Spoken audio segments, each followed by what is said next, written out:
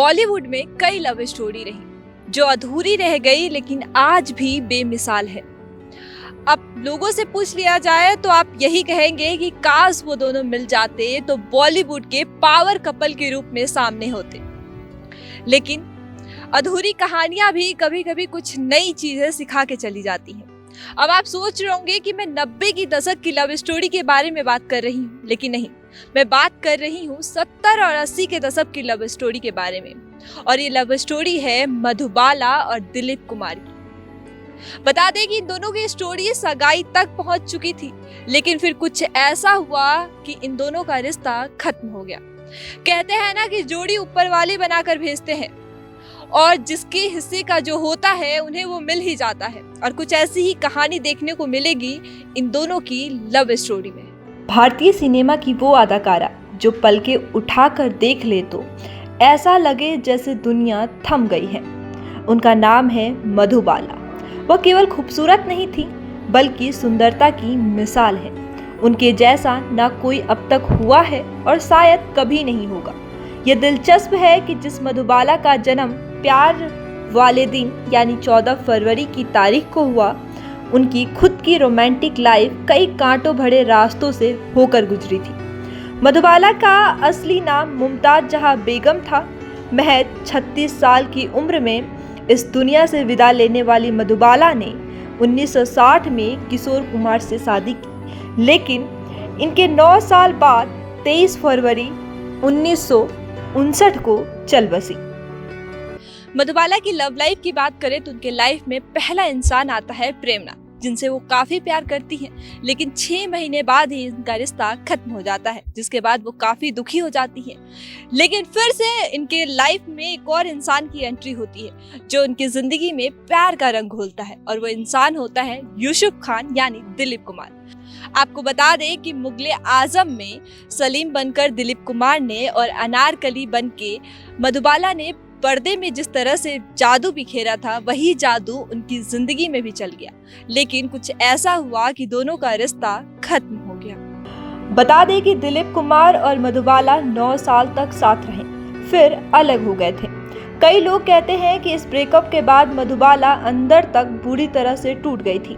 इनके ब्रेकअप को लेकर कई कहानियां बताई गई हैं, जिसमें से एक थी मधुबाला मुस्लिम थी। हमारा भारतीय समाज चाहे लाख आपसी भाईचारे की बात कर ले, लेकिन सच यही है कि जब बात रोटी और बेटी देने की होती है तब लोग जात और धर्म पहले देखते हैं। मधुबाला के पहले प्यार के साथ भी ऐसा ही कुछ हुआ था। प्रेमनाथ से उनका रिश्ता 6 महीने तक ही था और फिर टूट गया क्योंकि दोनों अलग अलग धर्म से थे। प्रेमनाथ चाहते थे कि मधुबाला हिंदू धर्म अपना ले, लेकिन पर्दे के लिए नाम बदलना और धर्म बदलना दोनों अलग अलग बात है। प्रेमनाथ के बाद मधुबाला की जिंदगी में दिलीप कुमार आए। दोनों के बीच प्यार का बीज फिल्म तराना के सेट पर फूटा। इसके बाद इस जोड़ी ने संगदिल, अमर और मुगले आजम में काम किया और यह 9 साल का लंबा अफेयर था और फिर अलग हो गए।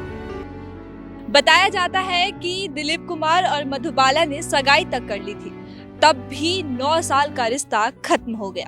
आपको बता दें कि कुछ कहानियों में बताया गया है कि दिलीप कुमार और मधुबाला के पिता के बीच में अनबन हो गई थी, जिसके चलते इनका रिश्ता खत्म हो गया। और यही वजह थी कि मीडिया के सामने और खासकर कोर्टरूम के सामने भी काफी बवाल किया गया था।